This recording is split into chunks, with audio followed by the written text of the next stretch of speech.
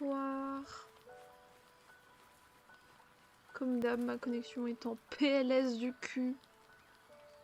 Je pense que, genre, je déteste notre appartement, mais je pense que la raison principale pour laquelle j'ai envie de déménager, c'est enfin avoir une vraie connexion.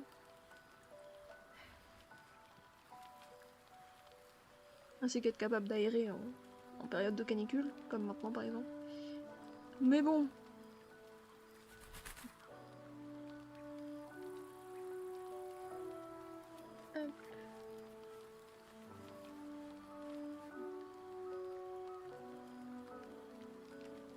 Commençons sans plus attendre.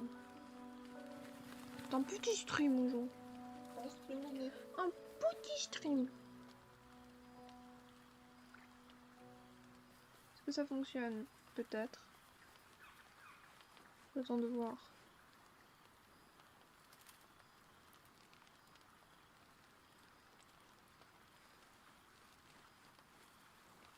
Pardon.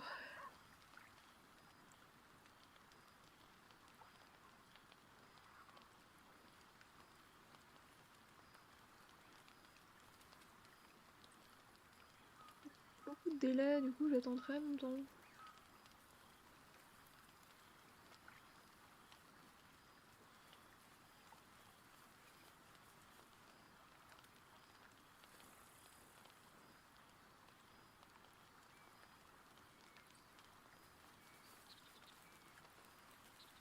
Thanks.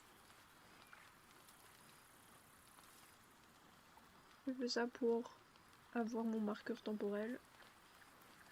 C'est bon.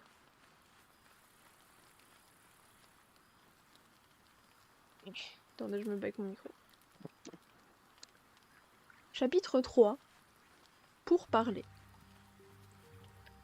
Le 8e roi de Castelmitral, à la tête de ses 4 amis et de 200 soldats nains, était davantage apprêté pour une bataille que pour des négociations. Bruenor portait son casque bosselé à une corne, la seconde ayant cédé depuis longtemps, ainsi qu'une légère armure de mitral, dont les lignes verticales de métal argenté couraient le long de son large torse et brillaient à la lueur des torches. Son bouclier arborait la chope fumante, le blason en or massif du clan Marteau de Guerre, tandis que son éternelle hache, dont des ébréchures témoignaient de 1000 adversaires tués au combat, parmi lesquels un grand nombre de gobelins, était calée dans une bouclette de sa ceinture, à portée de main. Wulfgar, revêtu d'un vêtement de camouflage naturel, une tête de loup placée sur son immense poitrine, marchait derrière le nain, croc de l'égide, son marteau de guerre, coincé dans le creux de son coude devant lui. Catibri, Tolmaril sur l'épaule, avançait à côté de lui, mais il parlait peu, et la tension était évidente entre eux. Drist évoluait à la droite du roi nain. Régis trottinait afin de rester à sa hauteur, et Guenhwyvar, la fidèle panthère aux poils lustrés dont les muscles ondulaient à chaque pas, progressait à leur droite, filant dans l'obscurité quand le couloir bas de plafond et inégal s'élargissait. Nombre des nains qui marchaient derrière les 5 amis portaient des torches, dont les lueurs vacillantes donnaient naissance à des ombres monstrueuses, ce qui poussait les compagnons à se tenir sur leur garde, malgré le peu de chance qu'ils avaient de se faire surprendre en présence de Drist et Guenhwyvar. La panthère noire du Drô était parfaite pour ouvrir la route. D'autre part, personne ne devait souhaiter surprendre ce groupe. Les forces déployées étaient parées pour la bataille, avec d'immenses et solides casques et armures, ainsi que des armes efficaces. Chaque nain détenait un marteau ou une hache, destinée aux coups lancés de loin, ainsi qu'une autre arme dangereuse, au cas où l'ennemi s'approcherait. Vers le milieu de la troupe, 4 nains portaient une poutre de bois sur leurs épaules trapues. Non loin d'eux, d'autres étaient chargés de pierres circulaires percées en leur centre. Une lourde corde, de longs pieux crantés, des chaînes et des draps de métal pliables se distinguaient aisément parmi cette section de détachement, comme des outils destinés à un jouet pour les gobelins, comme l'avait expliqué Bruenor, devant la curiosité de ses amis autres que de nains. En observant ces lourdes pièces, Drist imaginait parfaitement le plaisir qu'éprouveraient les gobelins avec cette machinerie particulière. Ils virent à une intersection un large passage qui partait sur leur droite, et dans lequel ils remarquèrent un amas d'os géants surmonté de 2 immenses crânes, chacun suffisamment volumineux pour permettre aux alphelins de s'y glisser entièrement. « Létine, » expliqua Bruenor. C'était en effet lui, alors qu'il n'était qu'un jeune nain dépourvu de barbe, qui avait abattu le monstre. Ils retrouvèrent au carrefour suivant le général Dagna et la force de première ligne, 300 autres nains rompus au combat. « On est prêt à parlementer, » dit Dagna. « Les gobelins en sont 300 mètres plus bas, dans une vaste cavité. »« Tu nous couvres ?»« Non, mais il peut, » demanda Bruenor. « Oui, mais les gobelins seront aussi couverts. »« Oh !»« Il a fait ça avec son nez ?»« Malo, tu fais ça avec ton nez ?» Pardon, Malo est adorable. Malo, il modère le chat. C'est la modération. Ben, il fout des bottes et des spammers. Il est adorable. Oui, mais les gobelins seront aussi couverts, par au moins 400 de ces bêtes. J'ai envoyé Kobold et ses 300 soldats par un large détour de l'autre côté de la cavité pour les empêcher de fuir. Bruenor approuva d'un signe de la tête. Dans le pire des cas, ils se trouveraient à égalité numérique.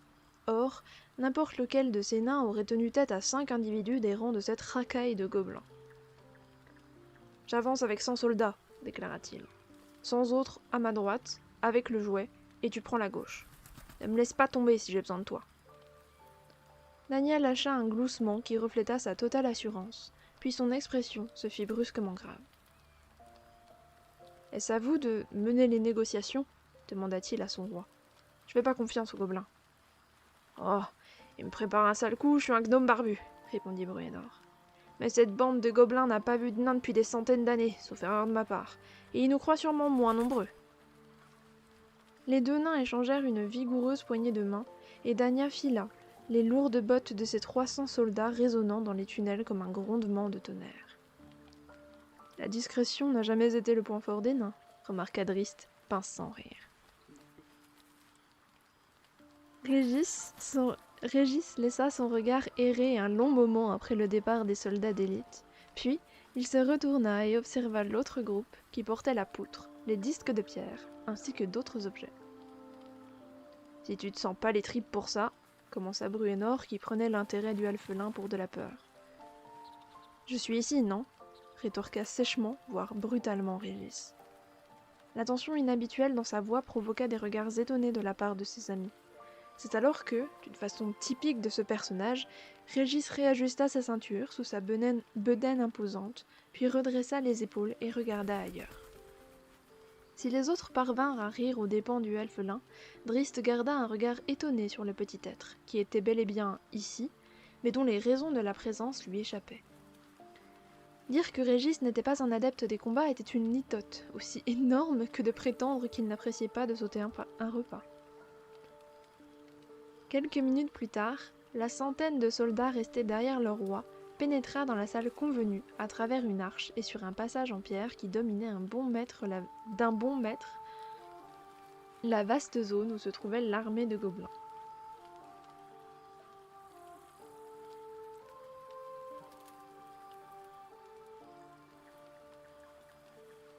Drist remarqua avec davantage qu'une simple curiosité que cette portion surélevée ne comprenait pas de stalagmites, contrairement au reste de l'endroit. De nombreuses stalactites pointaient pourtant de façon menaçante sur le plafond peu élevé au-dessus de la tête de l'elfe. Pourquoi leurs écoulements n'avaient-ils pas créé les habituels monticules ? Drist et Genwivar se décalèrent sur un côté, hors de portée des torches, dont le drôle, grâce à son exceptionnelle vision, n'avait pas besoin. Tous deux semblèrent disparaître dans les ombres de quelques stalactites basses regroupées. Régis fit de même, non loin derrière Drist. « Ils ont abandonné le terrain en hauteur avant même qu'on commence, » murmura Bruenor à Wulfgar et Catibri. « Même les gobelins sont pas aussi stupides. » Cette réflexion poussa le nain à s'arrêter. Il jeta un coup d'œil en direction des rebords de la section surélevée et remarqua que ces dalles avaient été taillées avec des outils afin de s'insérer dans cette partie de la grotte. Ses yeux noirs plissés de suspicion, il tourna le regard vers la zone où Drist avait disparu. « Je pense que c'est une bonne chose de nous trouver en hauteur pour les négociations, » dit-il d'une voix trop forte. Drist comprit. « Toute la section est piégée, » nota Régis, de juste derrière le drôle. Ce dernier sursauta presque, stupéfait que le halfelin se soit approché si près de lui, et se demanda quel objet magique capable de rendre ces mouvements silencieux il portait. Il suivit ensuite le regard du halfelin et se concentra sur le rebord le plus proche de la plateforme, en particulier sur un pilier qui soutenait la pierre, une stalagmite récemment coupée. « Un bon coup la pâterait, » fit observer Régis. « Reste ici, » ordonna Drist, qui partageait l'estimation de l'ingénieux alphelin. Les gobelins avaient peut-être passé un peu de temps à préparer ce champ de bataille. L'elfe noir se plaça de façon à être vu des nains et adressa à Bruenor quelques signaux, indiquant qu'il allait effectuer une vérification, puis il disparut, flanqué de Genwivar. Bruenor retenait prudemment les nains, à présent tous entrés dans la cavité et alignés d'un bout à l'autre du fond de la plateforme semi-circulaire. Entouré par Wulfgar et Catibri, il avança de quelques pas pour évaluer le rassemblement de gobelins. Il y avait là nettement plus de 100, peut-être 200 de ces choses puantes, regroupées dans la partie la plus sombre de la grotte, en juger par les nombreux regards rougeâtres brillants qui l'observaient. « Nous sommes venus parler, comme convenu, » dit-il d'une voix forte dans la langue gutturale des gobelins. « Parle, » répondit une des créatures, en langue commune étonnamment. Qu'ont à offrir les nains à Gariac et ses milliers de soldats ? Ces milliers, reprit Wulfgar. Les gobelins ne savent pas compter plus loin que leurs doigts, lui rappela Catibri. Soyez vigilants, leur murmura Bruenor. Cette bande cherche la bagarre, je le sens.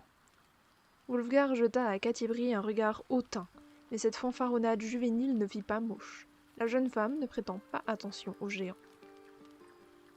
Wulfgar, calme-toi tout de suite. On va se battre. Drizzt se glissa d'une ombre à une autre, contourna quelques rochers et parvint enfin à hauteur du rebord de la plateforme. Comme Régis et lui l'avaient imaginé, cette section, soutenue à l'avant par plusieurs stalagmites raccourcis, n'était pas une pièce d'un seul tenant, mais un ouvrage surélevé. Comme prévu, les gobelins songeaient à faire écrouler l'avant de la plateforme et ainsi renverser les nains. De gros coins en fer avaient été disposés à mi-chemin de la ligne de piliers soutenant la partie avant de l'ouvrage, dans l'attente d'un marteau pour les enfoncer. Il n'y avait sous les pierres aucun gobelin pour déclencher le piège, mais un autre géant à 2 têtes, un Étine. Bien qu'allongé, il était presque aussi haut que Drizzt, qui supposa que ce monstre mesurait au moins 3,50 m s'il parvenait un jour à se relever. Ses bras, aussi épais que le torse du drôle, étaient nus et il tenait une massue hérissée de pointe dans chaque main, tandis que ses 2 énormes têtes se regardaient, comme en pleine conversation. Drizzt ignorait si les gobelins avaient sincèrement l'intention de parlementer et ne lâcher les dalles de pierre qu'en cas de mouvement offensif des nains. Toutefois, face à l'apparition de ce dangereux géant, il ne voulait prendre aucun risque. Il disparut derrière le pilier le plus éloigné et se glissa sous le rebord, avant de se fondre dans l'obscurité entourant le géant qui attendait. Quand, de l'autre côté de la créature étendue, un regard vert et félin croisa le sien, Drizzt comprit que Genwivar s'était également placé silencieusement en position.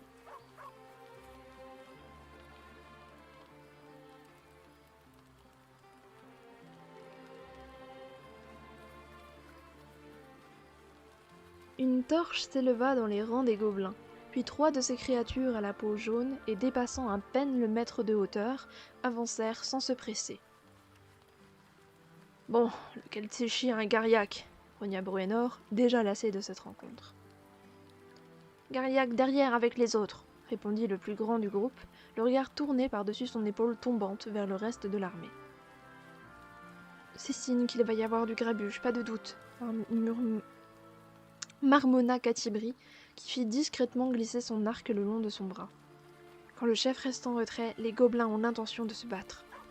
« Va dire à Gariak que nous ne sommes pas obligés de vous tuer, » dit Bruenor sur un ton ferme. « Je suis Bruenor, marteau de guerre. »« Marteau de guerre ?» cracha le gobelin, qui avait apparemment reconnu ce nom. « Toi, roi nain ?»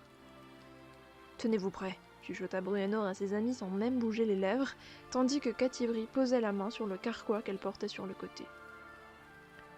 « Roi !» mugit le gobelin en se tournant vers les créatures regroupées, un doigt excité pointé sur Bruenor. Les nains aux aguets comprirent plus rapidement que les gobelins stupides que cela donnait le signal du massacre. Aussi les hurlements qui résonnèrent aussitôt après dans la cavité furent-ils des cris de guerre nains.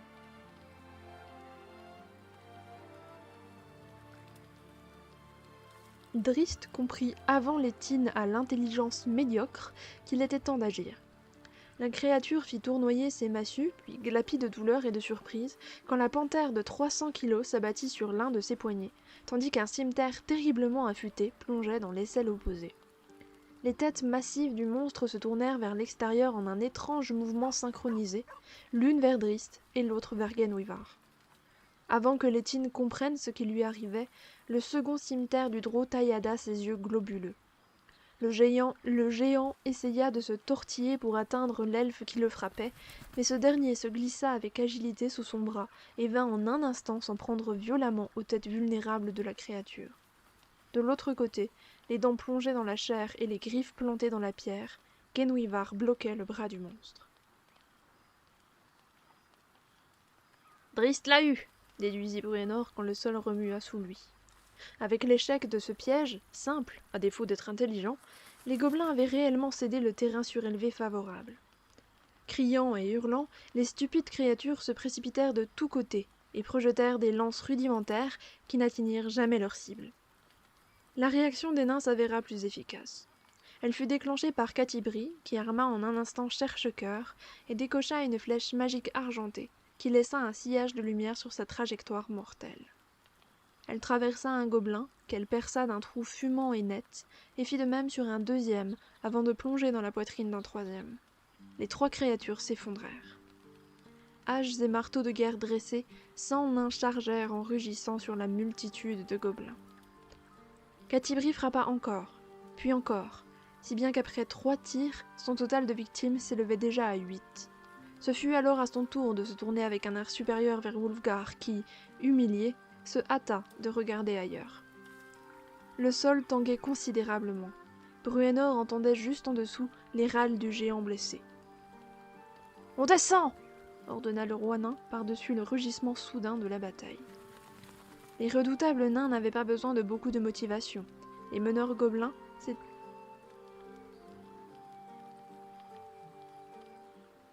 Non, c'est moi, excusez-moi, j'ai cru entendre quelque chose et en fait...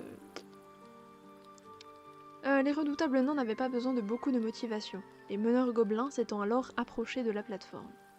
L'on vit donc des missiles nains vivants s'écraser dans les rangs des gobelins, donnant des coups de poing et de bottes, et frappant avec leurs armes avant même d'avoir achevé leur course.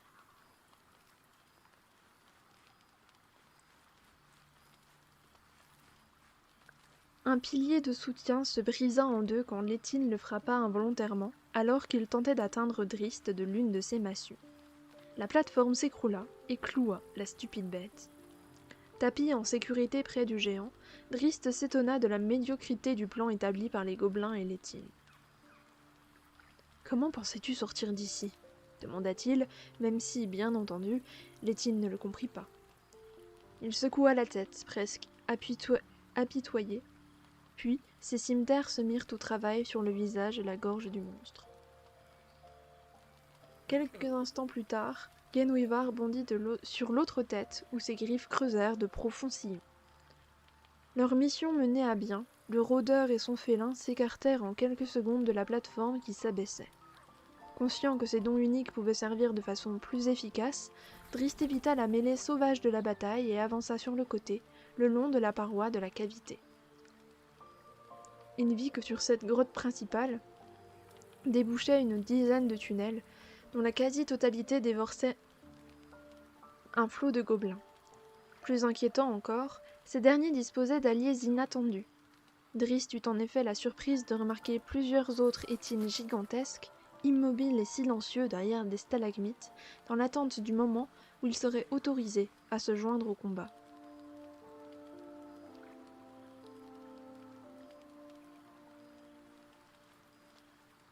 Toujours sur la plateforme et tirant sur la horde de gobelins, Catibri fut la première à repérer Drist, perché à mi-hauteur d'une stalactite sur la gauche de la grotte et lui faisant signe, ainsi qu'à Wulfgar.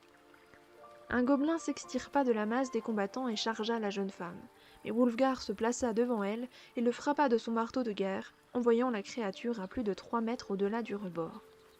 Il se retourna ensuite aussi vite que possible, prêt à se défendre, car un autre gobelin se présentait sur le côté et approchait, précédé d'une lance. Il parvint presque à projeter son arme, mais sa tête explosa sous l'impact d'une flèche argentée. « Drist a besoin de nous, » dit Catibri. Elle guida le barbare sur la gauche de la plateforme vacillante, tandis qu'il courait près du bord de la structure tout en frappant le moindre gobelin qui tentait d'y grimper. Quand ils se furent éloignés de la zone principale du combat, Drist fit signe à Catibri de rester où elle se trouvait et à Wulfgar d'avancer avec prudence. « Il a repéré des géants, » leur expliqua Régis, caché derrière eux, derrière ces monticules. Drist bondit de l'autre côté de la stalagmite, puis effectua quelques sauts périlleux afin d'échapper à un étine qui le poursuivait de près, ses 2 gourdins prêts à l'écraser. Le géant se redressa quand une flèche de Catibri se planta dans sa poitrine et brûla la peau d'animal crasseuse qu'il portait. Une deuxième flèche le déséquilibra, puis Wulfgar lança son marteau en invoquant Tempus, ce qui eut raison de la créature. Depuis le côté du monticule, Genwivar bondit sur le deuxième étine quand celui-ci surgit et le laboura de ses puissantes griffes, jusqu'à aveugler les 2 têtes du monstre avant que Drist s'approche suffisamment pour mettre ses cimeterres à l'ouvrage. Le géant suivant se présenta de l'autre côté, mais Catibri s'y attendait. Ses flèches le frappèrent l'une après l'autre, si bien qu'il finit par pivoter et enfin s'effondrer, mort, sur le sol. Wulfgar s'élança, son marteau de guerre magique revenu en main. Drist, en ayant terminé avec le géant quand son ami parvint à sa hauteur, il se joignit à lui pour affronter côte à côte le monstre suivant. « Comme mon bon vieux temps, fit-il remarquer. Il n'attendit pas de réponse et plongea en roulade devant Wulfgar. Tous deux tressaillirent, un instant aveuglés, quand une flèche de Catibri siffla entre eux avant de se planter dans le ventre du géant le plus proche. « Elle agit ainsi pour te convaincre, tu sais, » dit l'elfe, avant de plonger une nouvelle fois devant le barbare sans attendre de réponse. Comprenant la tactique de diversion de Drizzt, Wulfgar leva Croc de l'Égide au-dessus de la silhouette qui roulait, et Létine, penchée afin de frapper le drôle, encaissa un coup de marteau sur le côté d'une de ses têtes. L'autre tête était encore vivante, mais resta une fraction de seconde hébétée et désorientée, avant de prendre le contrôle de la totalité du corps. Ce laps de temps était bien trop long quand on avait affaire à Drizzt Do'Urden. Le drôle agile se redressa d'un bond et évita facilement un coup pesant, puis il asséna de ses cimeterres un double coup qui dessina 2 lignes parallèles sur la gorge du géant.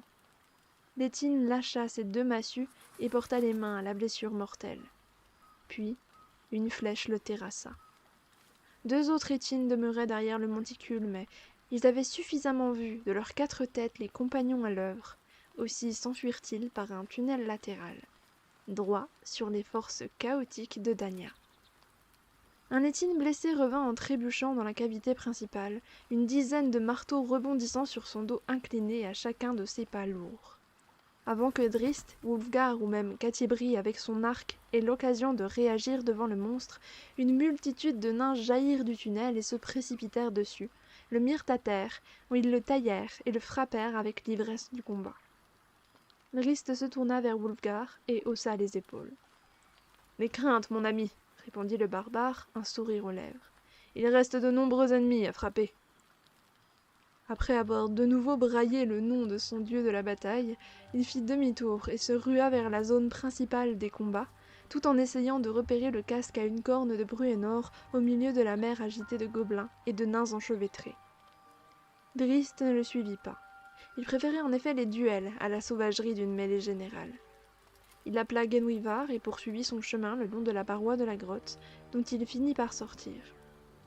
Après seulement quelques pas et un grognement d'avertissement de sa fidèle panthère, il se rendit compte que Régis le suivait de près.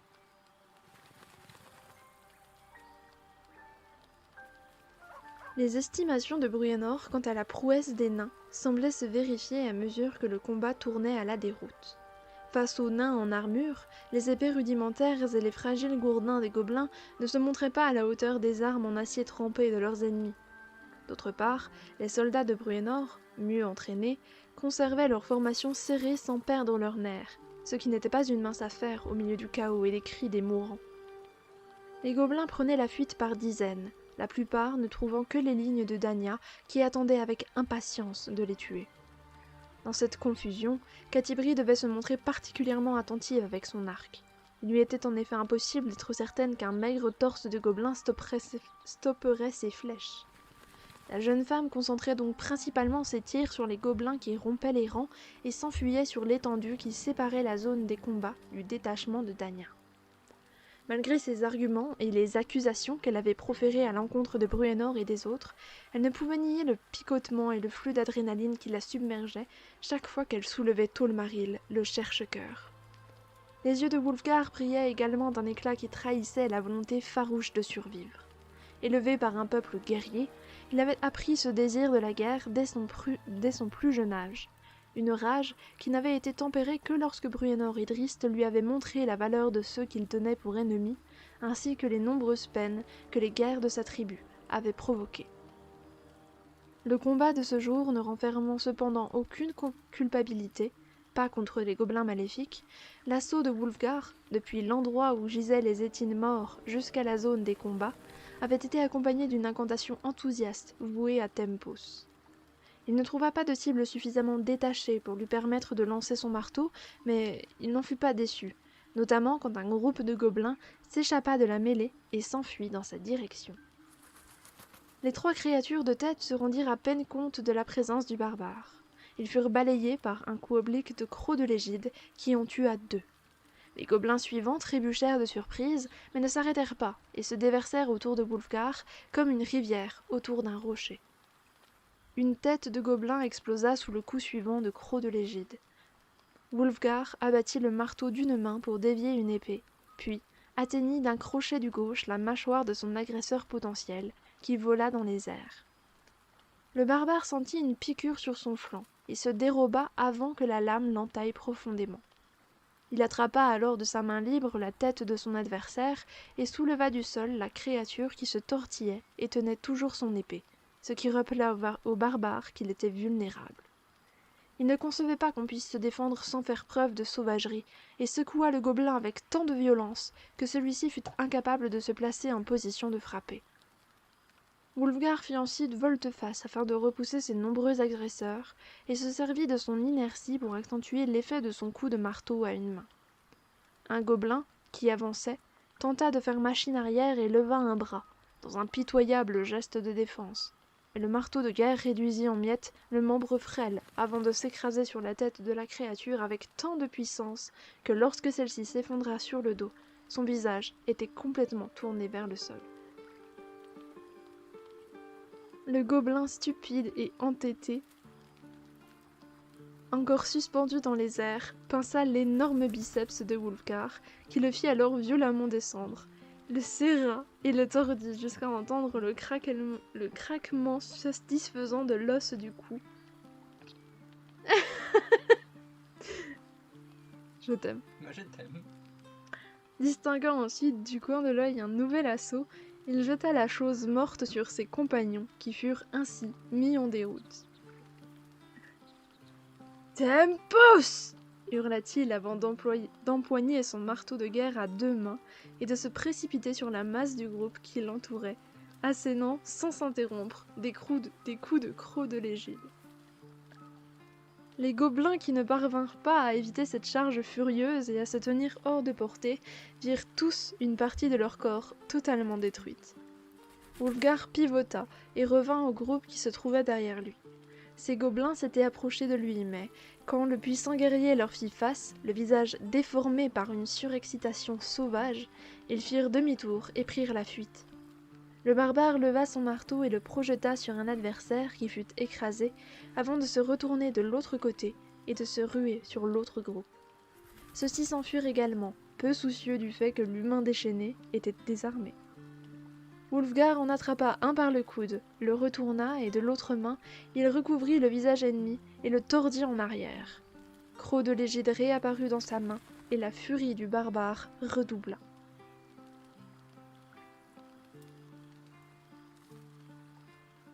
Bruenor dut pousser avec force du pied pour ôter sa hache ébréchée du torse de sa dernière victime.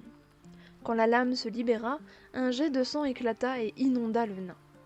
Bruenor ne s'en souciait guère, certain que les gobelins étaient des êtres maléfiques et que les résultats de ces assauts sauvages ne pouvaient que rendre le monde meilleur.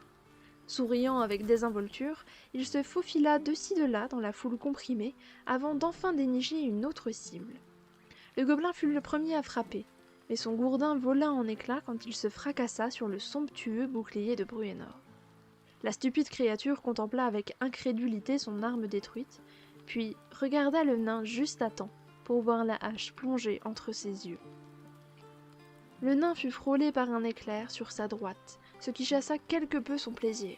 Puis, il reconnut l'œuvre de Catibri et aperçut la victime, 3 mètres plus loin, clouée sur les dalles par la flèche aux manches argentées, encore tremblante. « Foutu bon arc !» marmonna-t-il. Il se retourna alors vers sa fille et remarqua un gobelin qui grimpait sur la plateforme. « Non, descends !» Il se précipita et sauta dessus en boule, puis il se rétablit à côté de la créature, prêt à se battre, quand un nouvel éclair le contraignit à bondir en arrière.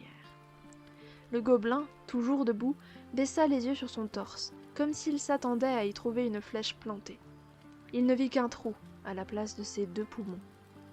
Il y enfonça un doigt en une ridicule tentative d'endiguer le sang qui se déversait, puis s'écroula, mort. Les mains sur les hanches, Bruenor jeta un regard intense à sa fille. « Hé, fillette !» la réprimanda-t-il. « Tu me voles tout mon plaisir !» Catibri relâcha la corde de son arc qu'elle venait de tendre. Alors qu'il réfléchissait au comportement étrange de sa fille, Bruenor y vit plus clair quand une massue le frappa lourdement à l'arrière du crâne. « Je te laisse celui-ci !» lui dit Catibri en haussant les épaules, réaction bien légère en réponse au regard noir du roi nain. Bruenor ne l'écoutait plus. Il leva son bouclier et para le coup suivant, prévisible, et tourna sur lui-même, sa hache tendue. Le gobelin rentra le ventre et se jucha sur la pointe des pieds. « Pas assez loin !» lui dit le nain, en se servant poliment de la langue de son adversaire. Ces paroles se vérifièrent quand le malheureux vit, horrifié et incrédule, ses tripes se répandre devant lui. « Tu devrais pas me frapper quand je regarde pas !» Le gobelin n'obtiendrait pas d'autres excuses de la part de Bruenor marteau de guerre, dont le second coup lui arracha la tête des épaules.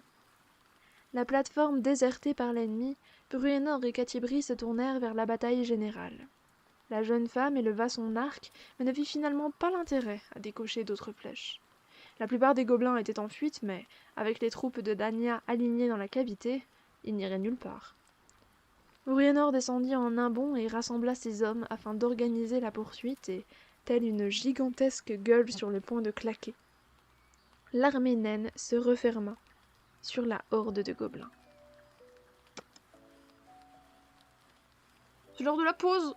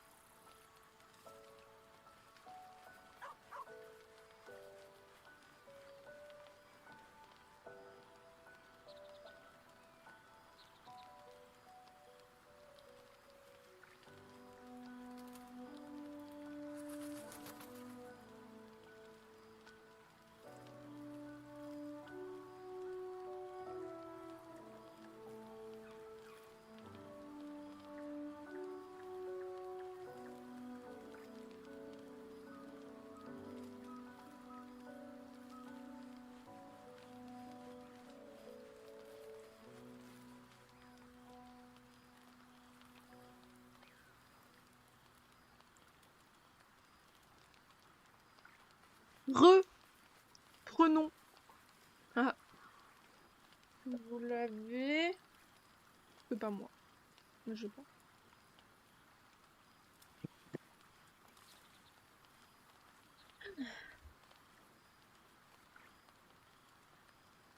Chapitre 4. Le jouet nain. Drist se faufila dans un passage, la clameur de la bataille acharnée étouffée derrière lui. Il ne s'inquiétait guère, car il savait que son ombre, sa Genwivar, trottait en silence non loin de lui.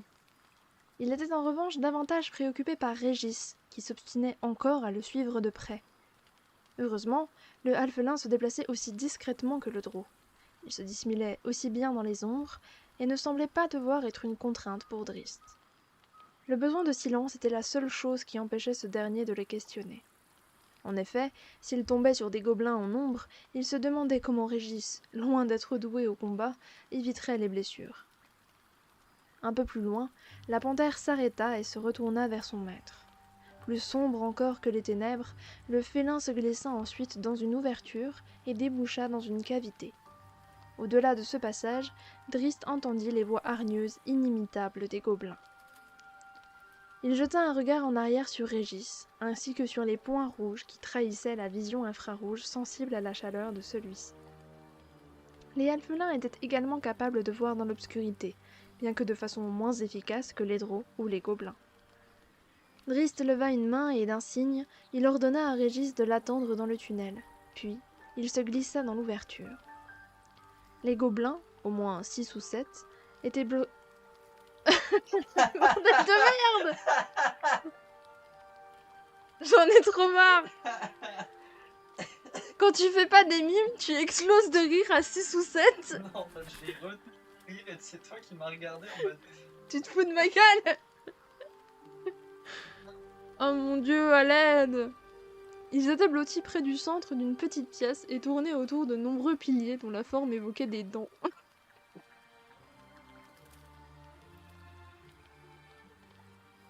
Je vais me tuer! Au secours! Oh, vous avez pas d'image. Non, je suis à poil. Oui, bah moi aussi. Et bah. Et bah. Sur la droite, le long de la paroi, Drist perçut un infime mouvement et sut qu'il s'agissait de Genwivar, qui attendait patiemment qu'il effectue le premier geste. Il songea une nouvelle fois à quel point cet animal était une compagne extraordinaire. Elle le laissait lancer le combat, puis elle déterminait la meilleure façon pour elle d'y prendre part. Le rôdeur avança jusqu'à la stalagmite la plus proche, rampa sur le ventre jusqu'à une autre, puis roula vers une troisième, non loin de ses proies. Il distinguait désormais 9 gobelins qui apparemment discutaient de la meilleure façon d'agir. Il n'avait placé aucun garde et ignorait donc que le danger était proche. L'un d'entre eux se retourna pour s'adosser contre une stalagmite, s'écartant ainsi des autres de seulement 1,50 m. Un cimeterre lui trancha le ventre et les poumons sans qu'il n'articule le moindre son. Plus que 8. Drist posa en douceur le cadavre sur le sol et prit sa place, le dos contre la pierre. Quelques instants plus tard, un des gobelins l'appela, le prenant pour son semblable tué. L'elfe grogna en réponse.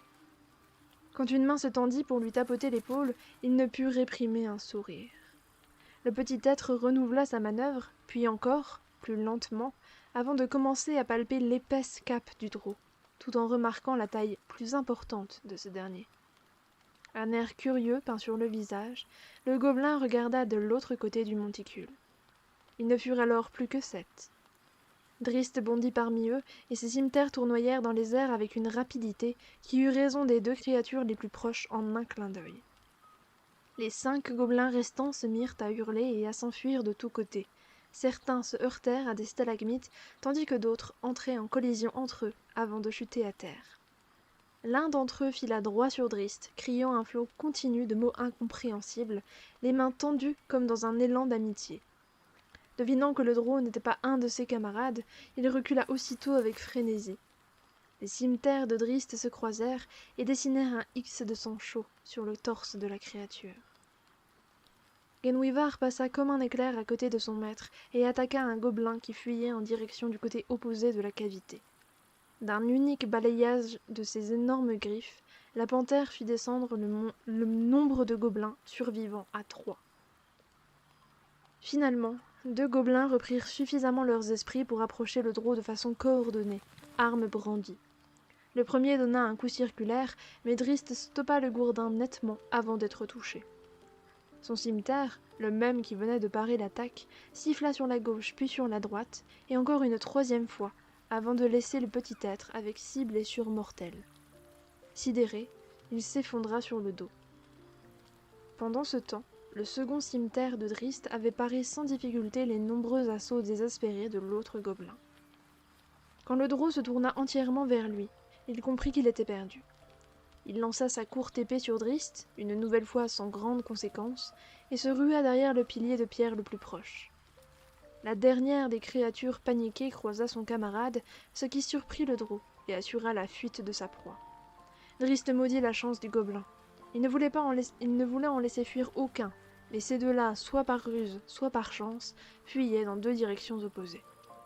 Cependant, une fraction de seconde plus tard, il entendit un craquement sonore derrière le pilier. Le gobelin qui lui avait jeté sa courte épée tomba à la renverse, le crâne déchiré. Régis, sa petite massue en main, jeta un coup d'œil de l'autre côté du pilier et haussa les épaules. Perplexe, Drist lui rendit son regard avant de faire demi-tour et de se lancer à la poursuite du dernier gobelin, qui contournait à toute vitesse les dents de la caverne et filait vers un couloir qui partait du côté opposé de la cavité. Plus rapide et plus agile, le drôle gagna régulièrement du terrain. Il vit Genwivar, la gueule rouge du sang de sa dernière victime, bondir, suivant les trajectoires parallèles, et se rapprocher du gobelin à chacun de ses longs sauts. Drist était alors persuadé que la créature n'avait pas la moindre chance de leur échapper. À l'entrée du tunnel, le gobelin s'arrêta brutalement. Drist dérapa sur le côté, imité par la panthère, et tous deux plongèrent à couvert derrière des piliers quand une série d'explosions, de claquements et d'étincelles se déclenchèrent sur le corps du petit être, qui se mit à hurler et à s'agiter violemment de tous côtés, alors que des morceaux de vêtements et de chair étaient éjectés. Les explosions incessantes se poursuivirent longtemps après la mort du gobelin. Quand elles se turent enfin, il s'écroula à terre, une dizaine de fines traînées de fumée s'échappant de ses blessures. Parfaitement silencieux, Drist et Genwivar ne bougèrent pas et se demandaient quel nouveau monstre venait de surgir. La cavité s'éclaira soudain d'une lueur magique. Tout en luttant pour adapter sa vision, Drist empoigna fermement ses cimeterres. « Ils sont tous morts ?» questionna une voix naine familière. Drist ouvrit les yeux juste à temps pour apercevoir le prêtre Kobold entrer dans la pièce, une main dans un grand sac accroché à sa ceinture et l'autre brandissant un bouclier devant lui. Plusieurs soldats survinrent derrière lui. « Foutu bon sort, prêtre !» marmonna l'un d'entre eux. Kobold avança pour examiner le cadavre déchiqueté, puis acquiesça. C'est alors que Drist sortit de derrière le monticule. Surpris, le prêtre fouetta l'air de sa main et lança quelques petits objets, des cailloux, sur le drôle. Genwivar grogna. Drist plongea et les pierres se fracassèrent contre le rocher sur lequel il se tenait une seconde auparavant, ce qui provoqua une nouvelle série de petites explosions. « Drist !» s'écria Kobold, prenant conscience de sa maîtrise. « Drist !» Il se précipita sur le drôle qui regardait les nombreuses marques de brûlure sur le sol. « Tu n'as rien, mon cher Drist ?»« Foutu bon sort, prêtre !» répondit l'elfe en imitant de son mieux une voix naine avec un grand sourire admiratif. Kobold lui asséna dans le dos une bonne bourrade qui manqua de peu de le renverser. « Je l'aime bien aussi, » dit-il, avant de montrer à Drist qu'il disposait d'un sac rempli de ces cailloux explosifs. « Tu en veux un peu ?»« Je veux bien, » intervint Régis en surgissant de derrière une stalagmite, plus proche de l'entrée du tunnel que Drist. Le drôle cligna des yeux, stupéfait que le halfelin se soit déplacé si vite.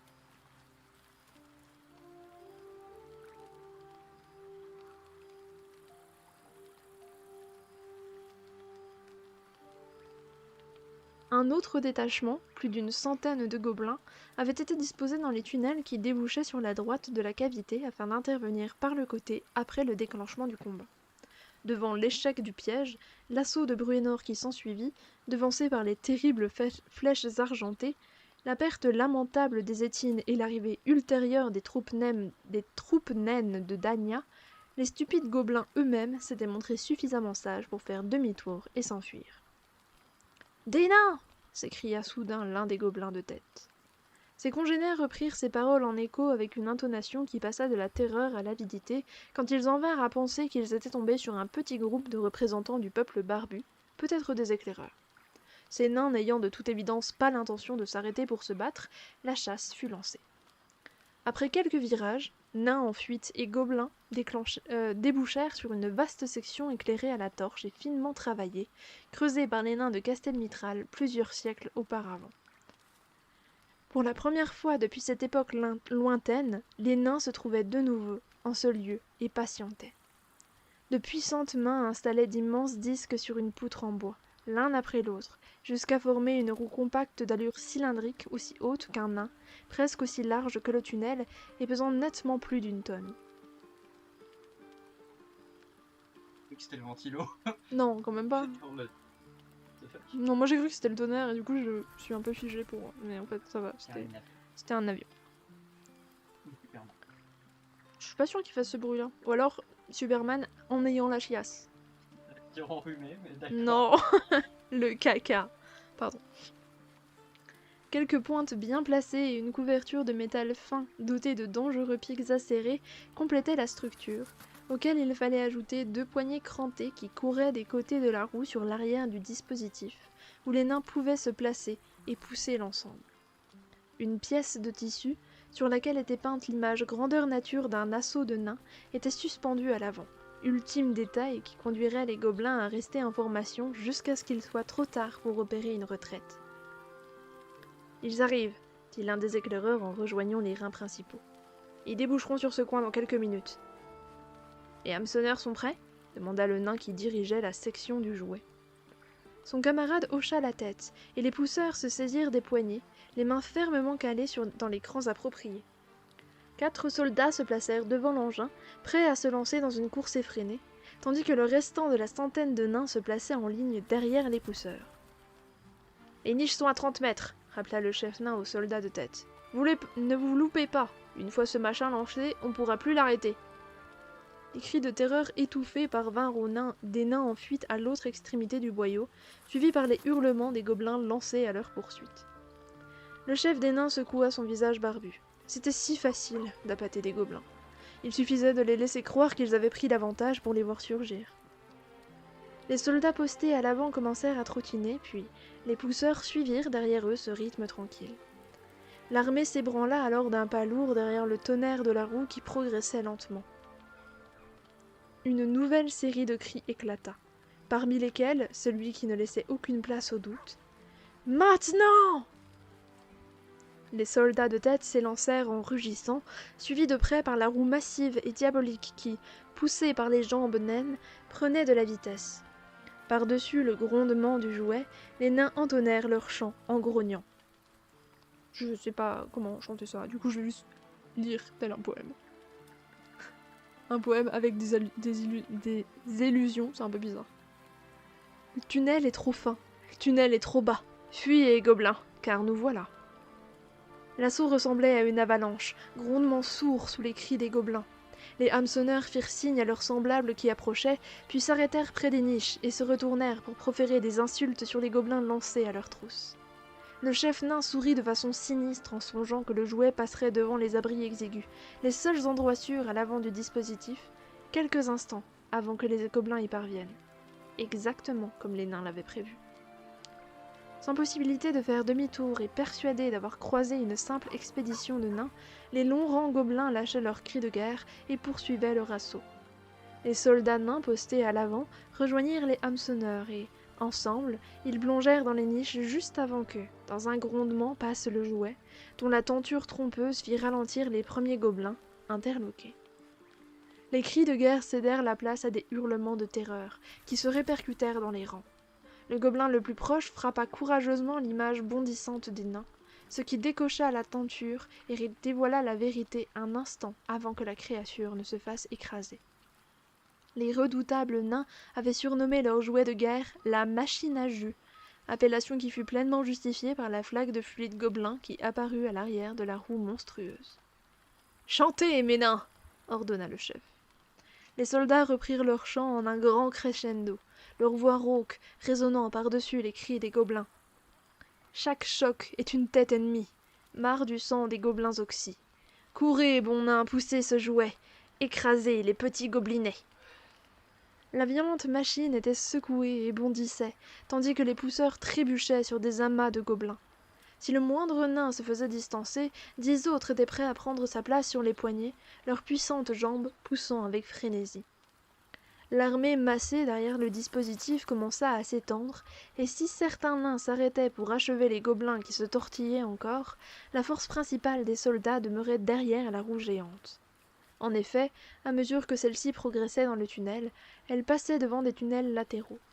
Des escouades de nains préparés à l'avance s'y engouffraient juste après le passage du jouet et massacraient les ennemis qui s'y étaient réfugiés. « Virage serré !» beugla le chef nain. Des étincelles volèrent sur le côté quand les roues externes, pierres recouvertes d'acier, crissèrent. Les nains comptaient sur cet endroit pour arrêter la monstrueuse machine roulante. Il n'en fut rien. Le jouet s'engagea dans le tournant et s'approcha de l'extrémité du tunnel où une dizaine de gobelins tentaient d'érafler les pierres inflexibles afin de s'échapper. « On lâche tout !» cria le chef. Les nains lancés à toute allure obéirent et se heurtèrent les uns les autres en rebondissant un peu plus loin. Dans une formidable explosion qui secoua le sol dallé, la machine à jus se fracassa contre la paroi, accompagnée par les exclamations des nains qui n'eurent aucune difficulté à deviner ce qu'il était advenu des infortunées créatures piégées de l'autre côté. « Ah, joli boulot !» dit le chef nain à ses soldats quand il se retourna vers la courbe et aperçut la longue traînée de gobelins écrasés. Les nains se battaient toujours, mais ils étaient désormais nettement supérieurs en nombre par rapport à l'ennemi. Plus de la moitié de l'effectif gobelin avait été réduit en bouillie. « Joli boulot !» répéta le chef avec entrain, ce qui était certainement le cas du point de vue d'un nain qui détestait les gobelins. De retour dans la cavité principale, Bruenor et Danya s'étreignirent victorieusement, trempés, partageant le sang de leurs ennemis, comme les nains brutaux avaient l'habitude de le dire. Quelques-uns d'entre eux avaient été tués et de nombreux autres blessés, mais aucun des chefs n'avait osé espérer que le succès serait si total. « Que penses-tu de ça, ma fille ?» demanda Bruenor à Catibri quand elle le rejoignit, son grand arc confortablement calé sur l'épaule. « On a fait ce qu'il fallait, » répondit-elle. « Et les gobelins n'étaient qu'une bande de traîtres perfides, comme prévu. Mais je maintiens ce que j'ai dit. On a eu raison de d'abord essayer de discuter. » Danya cracha par terre, mais Bruenor, le plus sage des deux, acquiesça aux paroles de sa fille. « Tempus !» cria Wulfgar pour célébrer la victoire. Quand il aperçut ses amis, le barbare les rejoignit en quelques bonds, son puissant marteau de guerre brandi au-dessus de la tête. « Je pense toujours que tu prends un peu trop de plaisir dans tout ça, » fit remarquer Catibri à son père. Puis, manifestement peu désireuse de parler à Wulfgar, elle quitta le groupe pour aller porter secours aux blessés. « Bah, t'as sûrement bien fait chanter ton propre arc !» grogna Bruenor dans le dos de sa fille. D'un geste de la main, Catibri ôta, sans se retourner, les mèches auburn qui flottaient devant son visage. Elle ne souhaitait pas que Bruenor la voie sourire. La section chargée de la machine à jus fit son entrée dans la cavité une demi-heure plus tard et déclara que le flanc droit était débarrassé des gobelins. À peine quelques minutes plus tard, Drist, Régis et Genwivar furent de retour, et le drow apprit à Bruenor que les hommes de Kobold en terminaient dans les tunnels situés à gauche et en arrière. « Tu t'en es gardé quelques-uns pour toi ?» demanda le nain. « Après les étines, je veux dire. » « En effet, » reconnut Drist, ainsi que Genwivar et Régis. L'elfe et le nain posèrent tous deux des yeux étonnés sur le halfelin qui se tenait là, l'air tranquille, sa massue ensanglantée dans la main. Quand il prit conscience de ses regards, il glissa son arme dans le dos, comme s'il était gêné. « Je pensais pas te voir ici, ventre à pattes, » dit Bruenor. « Je pensais que tu resterais en haut à te servir de la nourriture pendant qu'on se battait. »« Je me suis dit que l'endroit le plus sûr au monde était aux côtés de Drist, » expliqua Régis avec un haussement d'épaule. Bruenor n'avait pas l'intention de contester ce raisonnement. « On pourrait commencer à creuser d'ici à quelques semaines, dit-il à son ami rôdeur. quand quelques expéditions de mineurs ont déclaré ce lieu sûr. Drist n'écoutait plus vraiment le roi nain. Il était nettement plus inquiet par le fait évident que Catibri et Wulfgar, qui allaient et venaient parmi les blessés, s'évitaient l'un l'autre. « C'est le gamin !» dit le nain à la barbe rousse quand il comprit ce qui préoccupait son ami.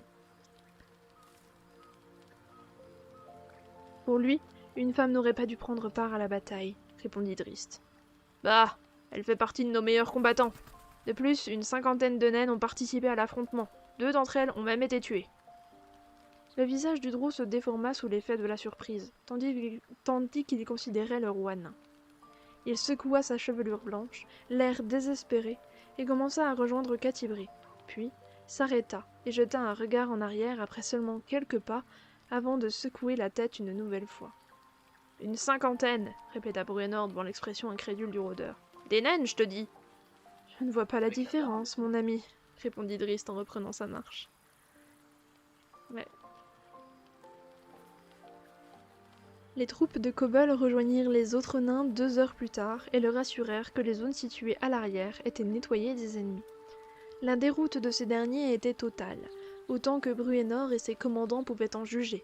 Il ne restait pas un seul gobelin vivant. Aucun des nains n'avait remarqué les formes sombres et élancées, des elfes noirs, espions à la solde de Jarlax, flottant parmi les stalactites près des zones critiques de la bataille et observant les mouvements et techniques de combat nains avec davantage qu'un intérêt passager. La menace représentée par les gobelins avait pris fin, mais c'était le cadet, ses soucis de Bruenor, marteau de guerre. Une pause ? Ça va jusqu'à où, là?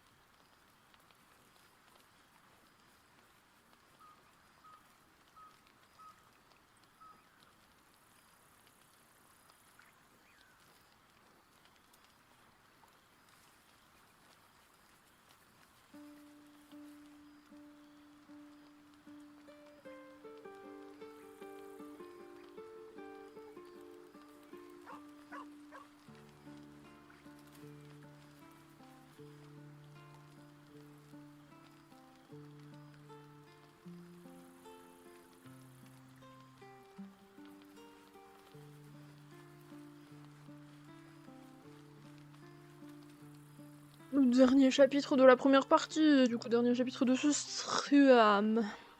Cet enregistrement, je sais pas trop. Stream, justement. J'ai essayé un truc, ça n'a pas marché. Chapitre 5.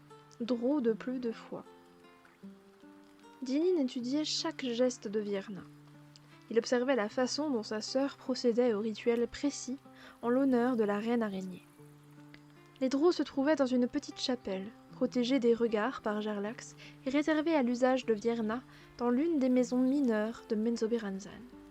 Toujours fidèle envers Lolt, la déesse sombre, Dinine avait accepté de bon gré d'accepter Vierna au cours de ses prières du jour, même si en vérité cette mise en scène ne tenait à ses yeux que d'une comédie absurde, et qu'il estimait que sa sœur n'était plus qu'une ridicule parodie de ce qu'elle avait autrefois été. « Tu ne devrais pas être si dubitatif, » lui dit-elle, toujours en cours de rituel, et sans prendre la peine de regarder par-dessus son épaule pour le regarder. Regardez. Néanmoins, quand elle perçut le soupir écœuré de son frère, elle se retourna, une lueur rouge de colère dans ses yeux plissés. « À quoi bon ?» demanda Dinine, affrontant courageusement le courroux de sa sœur. Même sans bénéficier des faveurs de Lolt, comme le croyait avec obstination Dinine, Vierna était plus massive et plus grande que lui, sans parler de sa magie de prêtresse. Il serra les dents, raffermit sa résolution et ne céda pas, craignant que cette nouvelle obsession grandissante de Vierna conduise ceux qui l'entouraient sur un chemin de destruction. Vierna répondit en exhibant un fouet peu ordinaire des plis de sa robe de cérémonie. Alors que sa poignée était faite d'adamantium quelconque... Adamantium quelconque, excusez-nous. Les 5 lanières de l'instrument étaient en réalité des serpents vivants et agités de convulsions. Dinine écarquilla les yeux et comprit la portée de cette arme. Lolt n'autorise pas n'importe quelle haute prêtresse à manier ceci, lui rappela Vierna en caressant affectueusement les têtes de reptiles. Mais nous avons perdu les faveurs, commença à protester le drô avant de reconnaître que c'était un piètre argument face à la démonstration de sa sœur. Sans le quitter du regard, elle lâcha un rire mauvais, presque un ronronnement, et se pencha pour embrasser l'une des têtes. « Pourquoi retrouver Drist alors ?» demanda Dinine. « Tu as regagné les faveurs de Lolt. Pourquoi tout risquer en pourchassant notre traître de frère ?»« C'est ainsi que j'ai regagné ce privilège !» s'écria Vierna. Elle avança d'un pas et Dinine eut la sagesse de reculer. Il se rappelait ses jeunes années à la maison d'Ourden, quand Brisa, sa sœur la plus âgée et la plus méchante, le torturait fréquemment avec ses redoutables fouets à tête de serpent. Vierna se calma toutefois aussitôt et se retourna vers son autel sombre et recouvert d'araignées à la fois vivantes et sculptées. « Notre famille a sombré à cause de la faiblesse de matrone Malice, » expliqua-t-elle. « Malice n'a pas mené à bien la plus importante tâche confiée par Lolt. »« Tu es Drist, » dit Dinine. « Oui, » confirma simplement Vierna avec un regard en direction de son frère. « Tu es Drist, le misérable et perfide Drist. J'ai promis son cœur à Lolt. J'ai promis de réparer l'injustice faite à notre famille afin que nous, toi et moi, puissions rentrer dans les bonnes grâces de notre déesse. » Dans quelle intention ? Se sentit obligé d'insister Dinine qui observait la chapelle banale avec un dédain évident. Notre maison n'existe plus. Le nom des Dourden ne peut plus être prononcé nulle part dans la cité. Que gagnerons-nous en profitant de nouveau des faveurs de Lolt ? Tu seras une haute prêtresse, j'en suis ravie, mais tu n'auras aucune maison à diriger. « Si !» rétorqua Vierna, les yeux lançant des éclairs. « Je suis une noble, survivante d'une maison détruite, et toi aussi, mon frère. Nous avons tous les droits d'accusation. » Dinine ouvrit grand les yeux. D'un point de vue technique, Vierna était dans le vrai. Les droits d'accusation constituaient un privilège réservé aux enfants nobles d'une maison détruite. Il leur permettait de nommer leurs agresseurs et abattait ainsi le poids de la justice drô sur les coupables. Cela dit, avec les intrigues incessantes menées en secret dans le chaos de Menzoberranzan, la justice était rendue de façon sélective. L'accusation, balbutia Dinine, à peine capable de faire sortir ce mot de sa bouche soudain sèche.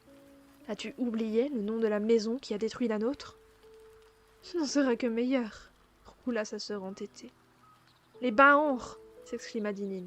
La maison Baanr, première maison de Menzoberranzan, tu ne peux pas accuser les Baanr. Aucune maison, seule ou alliée, ne fera un geste contre eux, et Matrone Baanr contrôle l'académie. Qui écoutera ta soif de justice? Et Brigade d'Aert, cette même bande de mercenaires qui nous a recueillis, a pris part à la défaite de notre maison. Dinin s'interrompit brutalement et médita sur ses propres paroles, une fois de plus stupéfait par les paradoxes de la cruelle ironie de la société Drow. Tu es un être masculin et tu ne comprends donc pas la beauté de Lolt, répondit Vierna. Notre déesse se nourrit de ce chaos et apprécie d'autant mieux la situation avec ses nombreuses et folles contradictions. La cité ne déclarera pas la guerre à la maison Baanr, lâcha platement Dinin. Nous n'en viendrons jamais à ce point, répliqua Vierna, non sans un nouvel éclair rougeâtre dans le regard. Matrone Baanr est âgée, mon frère. Son époque est depuis longtemps révolue. Quand Drist sera mort, comme l'exige la reine araignée, on m'accordera une audience à la maison Baanr, où nous proférerons notre accusation. Puis nous nourrirons les gobelins esclaves des Baanr, conclut sèchement Dinin.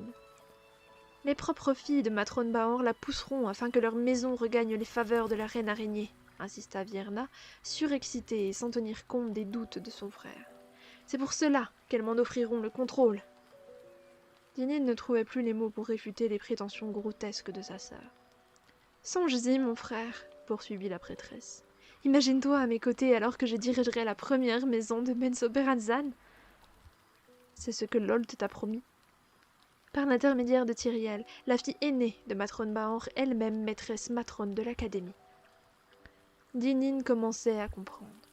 Si Tyriel, considérablement plus puissante que Vierna, cherchait à remplacer sa mère, il est vrai âgée, elle revendiquerait certainement le trône de la maison Baanr, où elle permettrait à l'une de ses nombreuses sœurs méritantes d'occuper cette place.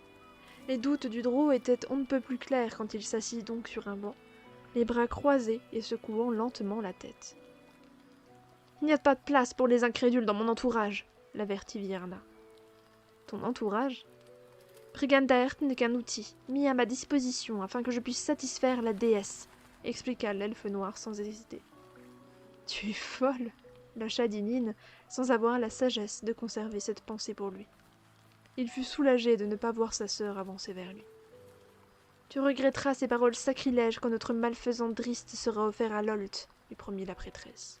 « Tu n'approcheras jamais notre frère, » rétorqua fermement Dinin, le souvenir de sa précédente rencontre, désastreuse avec Drist, encore douloureusement nette. « Je ne te suivrai pas à la surface, pas contre ce démon. Il est puissant, Vierna, bien plus que tu l'imagines. »« Silence !» Ce mot était porteur de magie, aussi Dinin vit ses protestations suivantes bloquées dans sa gorge. « Plus puissant ?» reprit Vierna sur un ton moqueur un moment plus tard. « Que sais-tu du pouvoir, faible Drow ?» Un sourire empreint d'ironie se dessina sur son visage, ce qui fit s'agiter Dinin sur son siège. « Viens avec moi, dubitatif Dinin. » Elle se dirigea vers une porte latérale de la petite chapelle, mais Dinin ne fit pas un geste pour la suivre. « Viens !» ordonna-t-elle alors. Dinin vit alors ses jambes se mouvoir.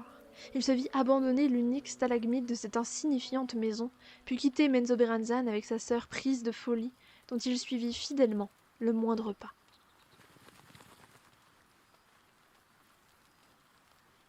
Dès que les deux Do'Urden furent hors de vue, Jarlax recouvrit d'une étoffe son miroir de scrutation, faisant ainsi disparaître l'image de la petite chapelle.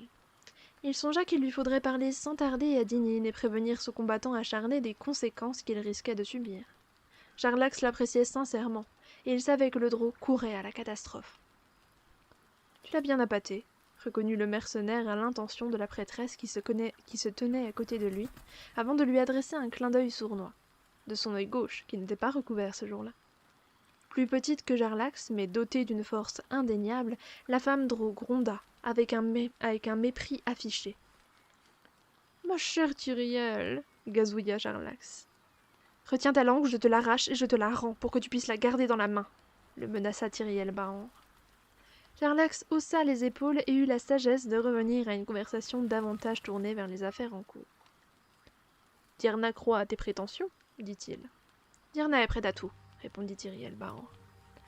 Elle se serait lancée à la poursuite de Driss sur la simple promesse de ta part de la faire entrer dans ta famille. Cependant, l'appâter en la laissant imaginer remplacer Matrone Bahan. Plus la récompense est grande, plus Virna sera motivée, expliqua calmement Tyriel. Il est important aux yeux de ma mère que Drist de Hurden soit offert à Lolt. Laissons cette prêtresse folle de Hurden penser ce qu'elle veut. Entendu, concéda Jarlax en hochant la tête. La maison Bahan a-t-elle préparé l'escorte ? 30 soldats se glisseront aux côtés des combattants de Bregan Daert. Uniquement des hommes. Elle prit un air moqueur. Tu consommable, donc. La fille aînée de la maison Bahan pencha la tête de façon étrange, sans cesser de dévisager le rusé mercenaire. Tu accompagneras personnellement Vierna avec les soldats que tu auras choisis, afin de coordonner les deux groupes ? J'en serai, répondit-il résolument en claquant des mains. À mon grand mécontentement, railla Tyriel, qui disparut dans un éclair après avoir prononcé un unique mot. Ta mère m'aime, cher Tyriel, dit Jarlax au vide, comme si la maîtresse matrone de l'académie était encore à côté de lui. Je ne voudrais pas rater ça. D'après son estimation, la chasse lancée sur Drist ne pouvait être qu'une bonne chose. Il y perdrait peut-être des soldats, mais ces derniers étaient remplaçables. Si Drist était en effet sacrifié, Lolt serait satisfaite, Matrone Bahan également, et il trouverait une façon de se récompenser de ses efforts. Après tout, en y songeant simplement, un renégat tel que Drist de Hurden valait une généreuse prime. Jarlax gloussa, ravi de la beauté de l'ensemble. Si Drist parvenait d'une façon ou d'une autre à leur échapper, Virna serait alors déchue et le mercenaire poursuivrait son chemin sans être affecté par les événements. Il existait une autre possibilité, que Jarlax, qui profitait d'un certain recul sur la situation immédiate, ainsi que d'une sagesse similaire à celle du Drow, n'éludait pas, et dont il profiterait grandement si, par hasard, elle devait se produire, simplement grâce aux relations favorables qu'il entretenait avec Virna. Triel... Oh putain, c'est Triel, pas Tyriel. Maybe... Triel avait promis à cette dernière une récompense inouïe, car Lolt le lui avait demandé, tout comme sa mère. Que se passerait-il si Virna remplissait sa part du marché ? Quelle subtilité Lolt avait-elle en réserve pour la maison Bahan ? Si Virna d'Ohurden semblait à coup sûr folle pour croire aux promesses sans lendemain de Triel, Jarlax ne perdait pas de vue que nombre des Drows les plus puissants de Menzoberranzan, parmi lesquels Matrone Bahan, avaient paru aussi déments à un moment de leur vie.